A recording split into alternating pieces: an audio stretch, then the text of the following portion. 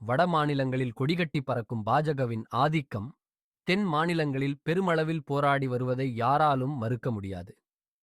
அவ்வப்போது கர்நாடகாவில் ஆட்சியை பிடித்து பின்னாளில் சில உட்கட்சி பிரச்சனைகளாலும் உட்கட்சி பூசல்களாலும் தோல்வியை சந்திக்கும் சூழ்நிலை ஏற்படுகிறது. இருப்பினும் பிரதமர் மோடி மற்றும் அமித்ஷாவின் பார்வை தென்னகத்தை நோக்கியே உள்ளது. காரணம், பாரத தேசத்தின் உயிர்நாடியான சனாதன தர்மத்தின் வேர் தென்னகத்தில் உள்ளது என்பதுதான். அனைத்து தென் மாநிலங்களும் தேசத்தின் எல்லையை கொண்டுள்ளதால் பாஜகவின் ஆட்சி அமையும் பொழுது அந்நிய சக்திகளின் ஊடுருவல்களையும் அதன் சதிவேலைகளையும் முறியடிக்க முடியும் என்பது பாஜகவின் நோக்கம். ஆனால் சமீபத்தில் நடந்த சில நிகழ்வுகள் பாஜகவின் டெல்லி தலைமைக்கு பெரும் தலைவலியை கொடுத்துள்ளது. நவீன கால சாணக்கியன் என்று அழைக்கப்படும் அமித்ஷாவின் சில முடிவுகளே சரியான திசையில் இல்லை என பலர் புலம்புகின்றனர்.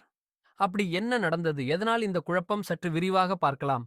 தென்னகத்தின் பாஜக முகமாக பார்க்கப்பட்டவர் தமிழகத்தை சேர்ந்த அண்ணாமலை. அவரது வீரியமிக்க செயலாற்றல் மிகுந்த கட்சிப்பணி தென் மாநிலங்களை தாண்டிவிட மாநிலங்களிலும் இளைஞர்கள் மற்றும் நடுத்தர மக்களை பெரிதும் கவர்ந்தது.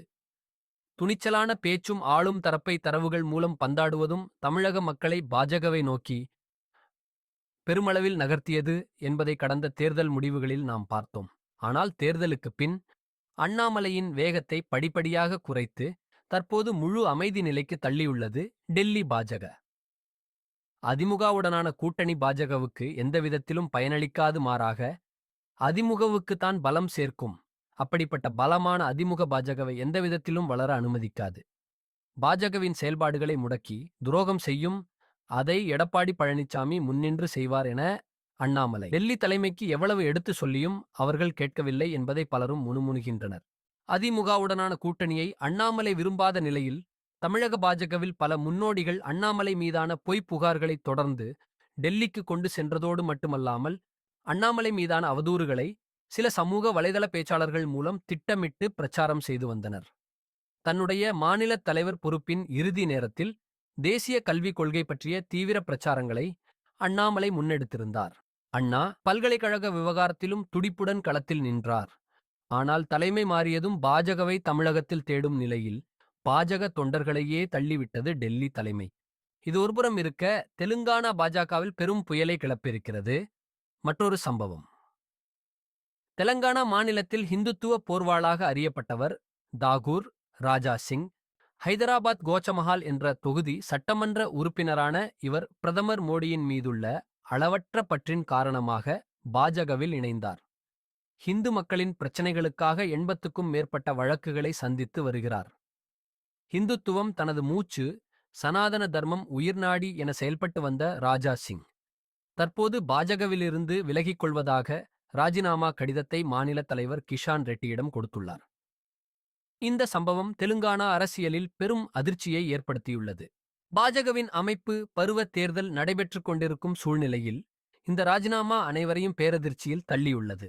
ஊடகங்களை சந்தித்து அவர் பேசுகையில், தெலுங்கானாவில் பாஜகவின் ஆட்சியை கொண்டுவர வேண்டும் என்ற நோக்கத்தில் கடந்த 10 வருடங்களாக என்னை போன்ற பலர் கடுமையாக உழைத்து வந்தோம்.